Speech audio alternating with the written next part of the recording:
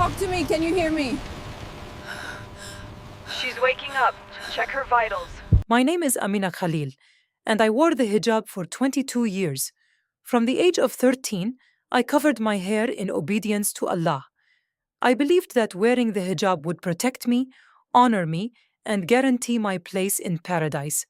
But on September 12th, 2020, I died for 9 minutes after a severe car accident. And what I saw in heaven that day shocked me to my core. I saw women, thousands of women, and none of them were wearing hijabs. When I asked why, the answer I received changed my entire life. 3 weeks after I came back, I removed my hijab. And today, I'm going to tell you exactly what I saw and why I made the most controversial decision of my life. Welcome to the Soul Gate, where real people share their near-death experiences and the life-changing messages they received from the other side. Today's testimony is from Amina Khalil, a devout Muslim woman who discovered something in heaven that completely challenged everything she had been taught about modesty, submission, and the nature of God. If you're new here, please subscribe and hit that notification bell. We share powerful testimonies like this every Tuesday and Friday. Now, let's hear Amina's incredible story. I was born in Casablanca, Morocco, into a very traditional Muslim family. My father was a strict man who believed that women should be modest, obedient, and devoted to Allah above all else. When I turned 13, my mother sat me down and told me it was time for me to start wearing the hijab.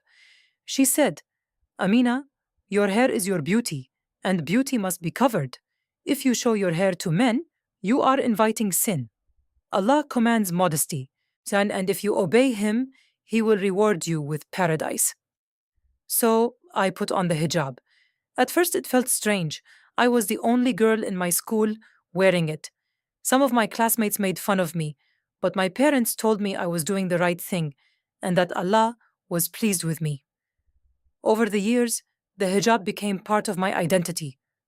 I couldn't imagine leaving the house without it. I wore it in the summer heat, even when I was sweating.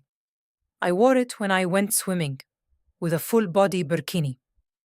I even wore it to bed sometimes because I was taught that angels would protect me if I remained covered. I got married when I was 21 to a man my father chose for me. He was a good Muslim man, and he appreciated that I was a modest, covered woman. We moved to France, where I continued to wear my hijab proudly, even though some French people looked at me with suspicion. I prayed 5 times a day. I fasted during Ramadan. I read the Quran. I taught my 2 daughters that they too must cover themselves when they reached puberty, just as I had done. I believed I was doing everything right. I believed that when I died, Allah would welcome me into paradise because I had been obedient, modest, and faithful. But I was wrong about so many things.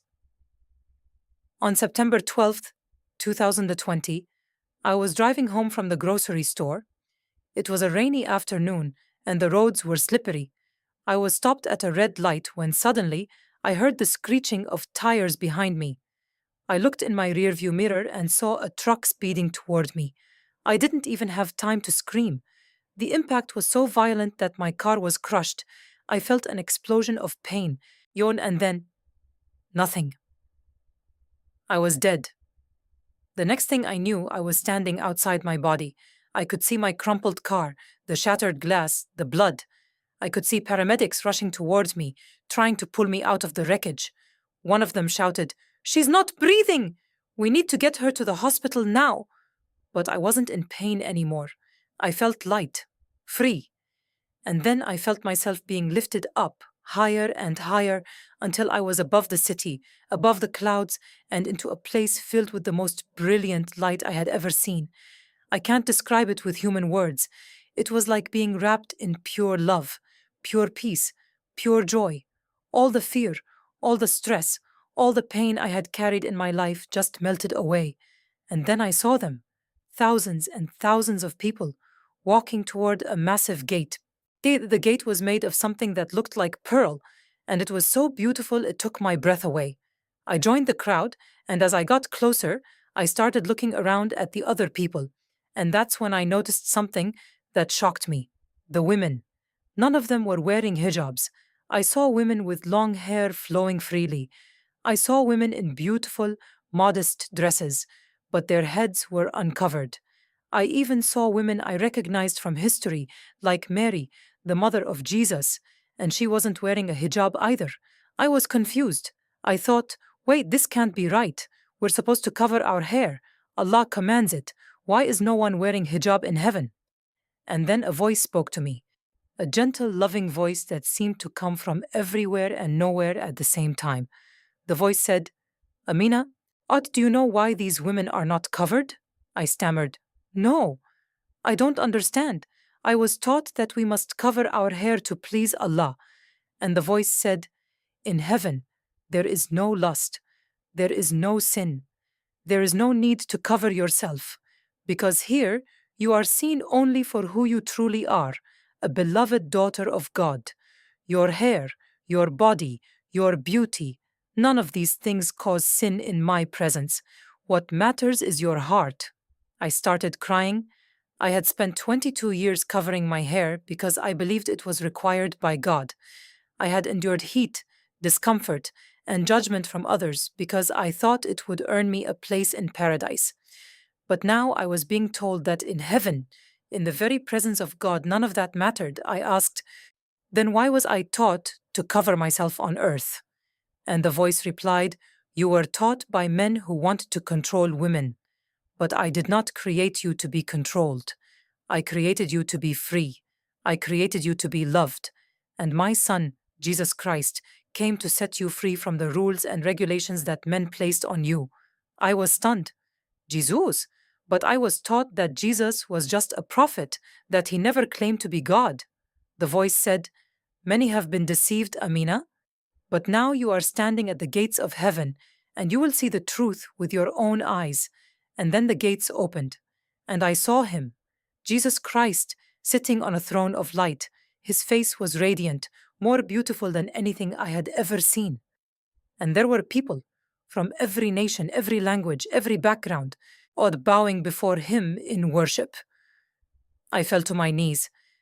I didn't even think about it. My body just collapsed in awe and reverence, and Jesus looked at me and he smiled. Not a judgmental smile, but a smile full of love and compassion. He said, Amina, I have been waiting for you. I love you, and I want you to know the truth. I am the way, the truth, and the life. No one comes to the Father except through me. Tears poured down my face. I said, but I didn't know. I was taught to follow Muhammad, to obey the Quran, to cover myself, to pray 5 times a day. And Jesus said, I know, my daughter, but now you know the truth, and I am sending you back to tell others. Tell the Muslim women that they do not need to cover themselves to earn my love. Tell them that I have already paid the price for their freedom. Or tell them to come to me, just as they are. And then he reached out his hand, and the moment he touched me, I felt a surge of energy rush through my body. And then everything went black. I woke up in the hospital 3 days later. My body was broken. I had fractured ribs, a broken leg, internal bleeding. The doctor said it was a miracle I survived, but I knew it wasn't just a miracle. I had been sent back for a purpose. The first thing I did when I could speak was ask for a Bible. The nurses were surprised. They knew I was Muslim, but I didn't care. I needed to read the words of Jesus for myself, and when I read the Gospels, everything I had seen in heaven made sense. Jesus said, Come to me, all who are weary and burdened, and I will give you rest. He said, You will know the truth, and the truth will set you free. For 22 years, I had been burdened by rules, by fear, by the constant pressure to be modest enough, obedient enough, covered enough. But Jesus was offering me something different. He was offering me freedom. 3 weeks after I left the hospital, I made a decision that shocked my entire family. I removed my hijab. My husband was furious. My parents disowned me. My daughters cried and begged me to put it back on. My friends from the mosque called me a traitor, an apostate, a disgrace to Islam. But I didn't care anymore. I had seen heaven. I had stood in the presence of Jesus Christ, and I knew that He loved me, not because of what I wore, but because of who I am. I was baptized 6 months later. I joined a church, and today I share my testimony with Muslim women all over the world, telling them that they don't have to earn God's love. It's already freely given through Jesus Christ. Some Muslim women message me and thank me for giving them hope. Others curse me and tell me I'm going to hell. But I'm not afraid anymore. I know where I'm going when I die, and it's not because of a hijab, it's because of Jesus. Amina Khalil's testimony is one of the most controversial we've ever shared on the Soul Gate.